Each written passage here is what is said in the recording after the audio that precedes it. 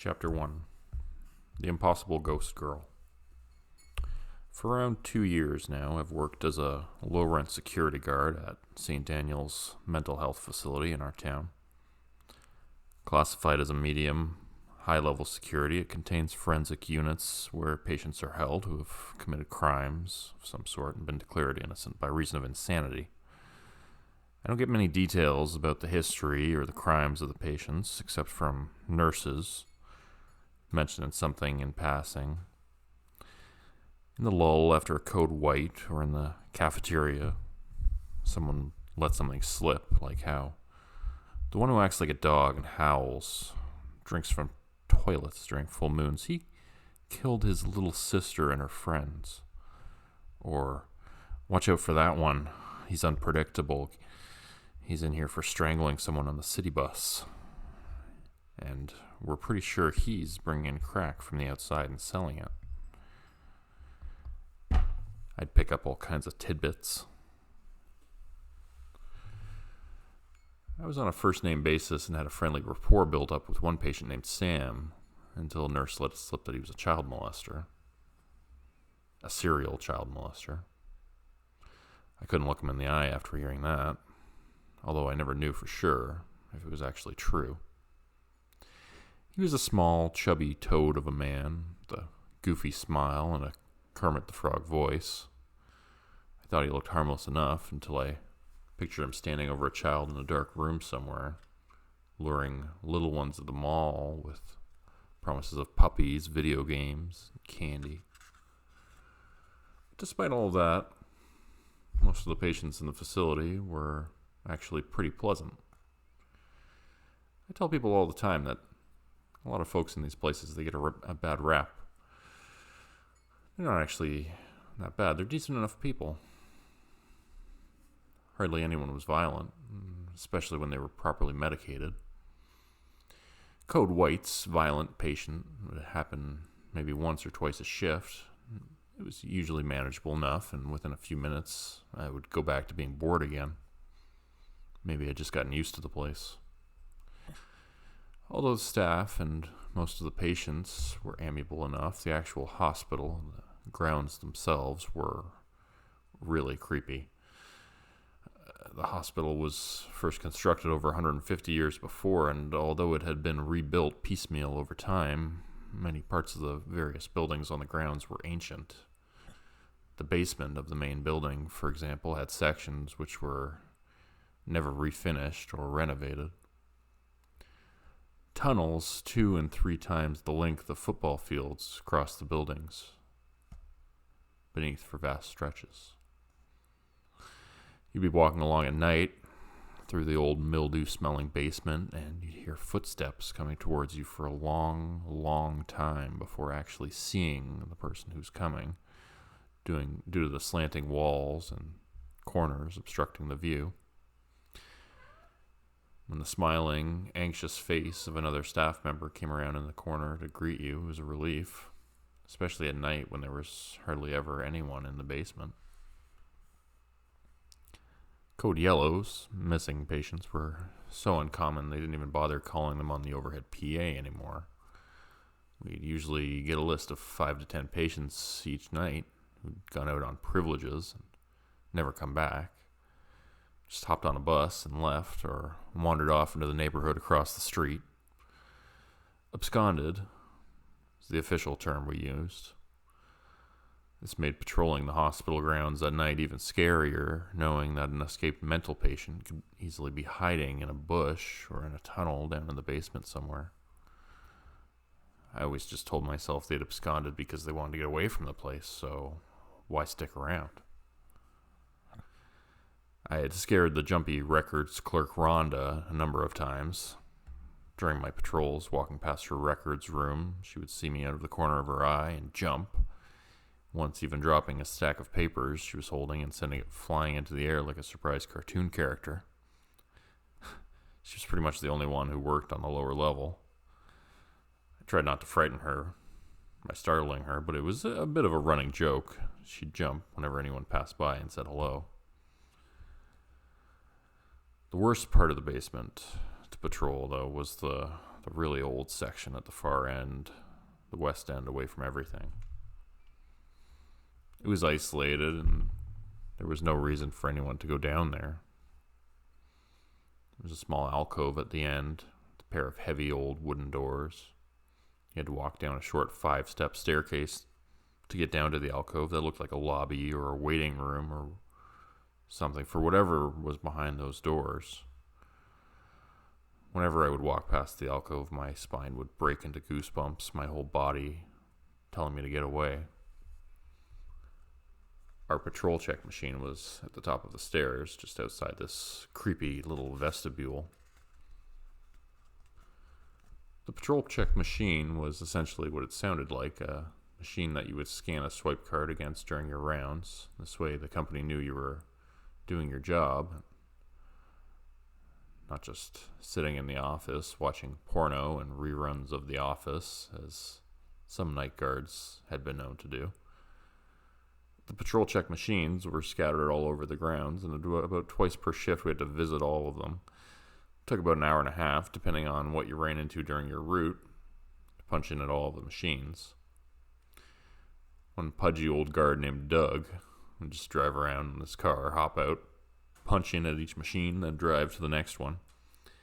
He did this while he was training me. He told me not to do this, since it's not allowed. I explored the hospital by myself when I started on my own and discovered 95% of the hospital was unchecked during his strangely absent patrol routes. One night, when I went to go punch in at the patrol check machine on the west end, I thought I heard something from down the stairs, behind the doors. It sounded like a small child crying. I went down the stairs and looked at the door handles. A 2-inch thick chain was wrapped around them. The padlock was dusty, and the lock was laced with spider webs. I yanked on it briskly, but it was locked tight. My hands came away covered in gray dust and spider webs, and no one had been in or out of the room for a very long time. I listened closely, thinking maybe it had just been pipes or creaking or an alarm chiming, something like that. I put my ear up to the thick wooden door.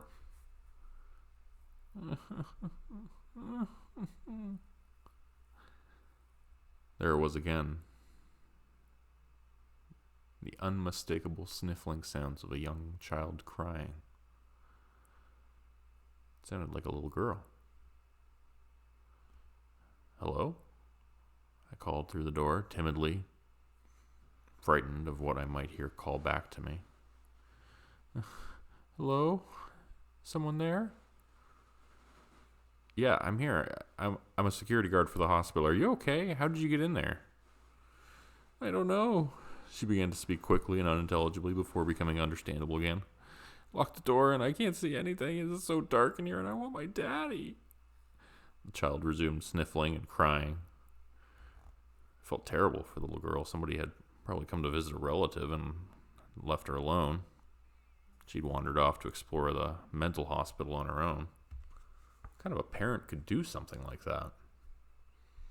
Then I remembered we were in the middle of a pandemic and there were no visitors allowed in the hospital to decrease the chance of an outbreak. She must have gotten in through a back tunnel somewhere, I thought. It's like the Clue mansion around this place. Hidden tunnels were just a matter of course. I seemed to find a different mysterious old section of the hospital every day, and side tunnels branched off in so many directions it was nearly impossible to explore them all. Some were so dark, dusty, and cobweb covered it was obvious nobody had explored them for years. The place was so massive it seemed like there was no end to the ancient and unusual sections that were no longer used, especially down in the basement. People in town called the hospital the sanatorium, as mysterious tunnels had been the source of local rumors and legends for years. "I'm going to get you out of there, kid. Just hang on for a few minutes. Can you do that for me?" I paused and waited for her to answer back. She didn't. "Hey, my name's Jordan," I said, softening my tone. "What's yours?" There was no response for a few long moments. Then the voice answered back. Samantha, was all she would say.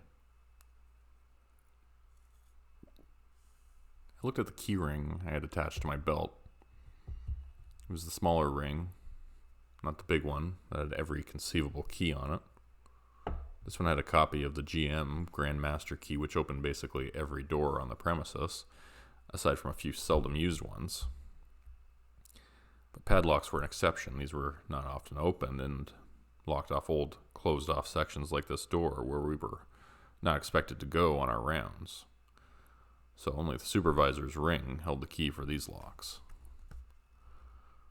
Behind these particular wooden doors was an old room which had been once used for electroshock therapy for pediatric patients. Been closed up forever in the 1970s. Knowing I didn't have the right key for this lock, I pulled out my radio and called into the supervisor. Nothing came back. In the basement, the radio signal was terrible. Our old walkie-talkies had range issues. I have to go upstairs to get help, Samantha. You're being very brave right now. I'm going to go get your dad and the key for this door, and we're going to get you out of there. I waited for a few moments, but she wasn't going to say anything. Who knew how long she'd been in there for? I bolted back up the hallway towards the staircase, pulling out my belt as I ran, the heavy keys and radio equipment jingling and rattling. I made it back to the main floor and called again on the radio for an answer. Hey, come in, Philip. I called on the radio, hailing my supervisor. A few long moments went by, and then I heard a crackle of static as his voice called back. Yeah, I'm here. I was about to tell him the situation when the PA beeped loudly overhead. A monotone airline pilot voice spoke clearly and distinctly and with evident boredom. Code white, E as in Edward 3. Code white, E 3. Code white, E as in Edward 3. There was a loud click as the PA shut off. Perfect timing, I thought to myself. Philip, can you hear me? There's a kid down in the basement locked in a room. I heard the code white. What do you want me to do? I checked my watch, jotting the time quickly in my notepad. 2:43 p.m. My shift ended at 3. These things always happen just before quitting time. Oh, whoa. Okay, we need to deal with one thing at a time. Is she safe? I'm all the way at the other end of the property, so I need you to respond to the code white if you can. He didn't say what we were both thinking, that the only other security guard on duty was Doug, the disgruntled, overweight lifer who had trained me by driving me around the parking lot. He would not be a good person to rely on in an emergency, I'll just put it that way. His work ethic and motivation were questionable. I honestly don't know. Who knows how long the kid has been stuck in the room? It's the one in the basement down at the west end behind those giant wooden doors. I could tell he knew the room I was talking about. There were a few guards that had bad feelings walking past it. I wasn't the only one. Okay, I'm going to run back and just go to the code white, and I'll head to the basement, Philip said. I put the walkie-talkie back in its holster, and I ran down the hall, opening doors too quickly, bolting through them. I had to run to the other end of the main building, so it took me a few minutes to get there. One nurse shook her head at me as I walked into the unit and immediately threw some heavy shade my way. What are we even paying you guys for? We took care of it already. This particular nurse and I had never gotten along. She was an older RN named Mary Ann, who'd been working there forever. She was the queen bee type, and during her shifts there was no doubt who was running the show. I walked further into the unit, ignoring her, and pulled out my notepad so that I could fill out my report before going home. I talked to a male nurse quickly, anxious to get back to the basement. It was weird. He was looking out the window and started freaking out, screaming, throwing his pudding at the wall. At least that's what the roommate said, and he's usually reliable enough. They pointed me in the direction of the roommate, Mike. I knew him from around the place. He was pleasant, kept to himself. He told me that he didn't see what had upset the other guy so much, but it was definitely something or someone outside that had sent him into a frenzy. He had run away to get a nurse, and I told him he'd done the right thing. And with my notepad now full of the requisite details, I hailed Philip on the radio again. Hey, bud, you get her out of there yet? Guess it's going to find a while to get the key, eh? There's nobody down here. I got the door open a minute ago and the room's empty. I swore and ran downstairs, trying to figure out how he'd gotten the location wrong. I hadn't given him enough information, I realized. I got down to the basement and ran down the long corridor back to the west end. When I finally got there, I saw that he'd gotten the location right after all. He was standing outside the room, dusting off his hands and looking at me. I left it open so you can take a look. No little girl. You sure you heard it coming from this room? Not an air vent or something? I told him I was sure that we needed to call the police. I double-checked with my flashlight inside the terrifying room. Most of the old equipment had been removed, so it stood bare and empty. Dusty. The few remaining pieces of unidentifiable hardware bolted to the walls were covered in cobwebs. The feeling of dread I felt like an aura around the room intensified the longer I looked inside. I couldn't bring myself to step inside. I know I'm a coward. But Phil told me he'd checked, and I knew he was reliable. He was a volunteer constable with the police department on his days off, waiting for a real position to open up, trying to get his foot in the door. I stepped back, unsure of how this was possible. Maybe the child had gotten out the same way she'd come in. We checked, and no one had come to the hospital with a child named Samantha that day. No children had been in the hospital at all. The police took a report and said they would cross-reference the case. If any girls named Samantha were reporting missing, but at the moment there weren't any open cases involved, someone by that name in the area. We did a sweep of the basement, checked everywhere. I stayed 3 hours late, not even caring if I would get paid for my time. The hospital was so large, it felt like we were searching for a needle in a haystack. Doug even surprised me by staying late and helping to search, although he didn't cover a lot of ground. By the time we were done, Philip was looking at me strangely. You're sure you heard a little girl behind those doors? The lock hadn't been touched for decades by the looks of it. I don't see how anyone could have gotten in there. I left work dejected, feeling like people had begun to think I was crazy. But I had heard the little girl down in that room. I was 100% sure of that. The police assured us they were going to follow up. But I couldn't help but think I was failing that little girl somehow. Where had she gone so suddenly?